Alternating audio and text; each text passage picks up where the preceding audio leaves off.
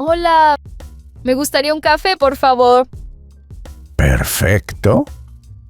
Aquí tienes tu latte de té de burbujas con hielo. No, quiero un café normal. Solo un café. Ah, perdón, un momento. Aquí, un batido de mango con perlas. No, Lucas, un café CAFE, negro, caliente. Oh, ahora entiendo. ¿Quieres algo especial? No, no especial, normal.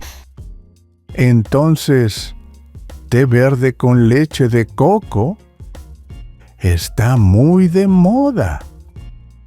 Me voy a morir.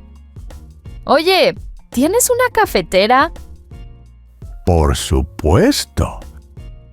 Hace capuchinos de unicornio rosa. Solo dame agua caliente. Y café instantáneo. Imposible. Esto es una cafetería moderna. Aquí tienes un café negro de carbón. ¡Es negro! Exacto, como querías. Finalmente, esto sirve. Gracias, Lucas. Y también quisiera un croissant. Un croissant. Excelente elección. Aquí tienes un croissant de chocolate morado. ¿Por qué es morado? Es nuestra especialidad. Croissant de arándanos y chocolate blanco. Bueno, está bien. Y ahora quisiera la cuenta, por favor. La cuenta.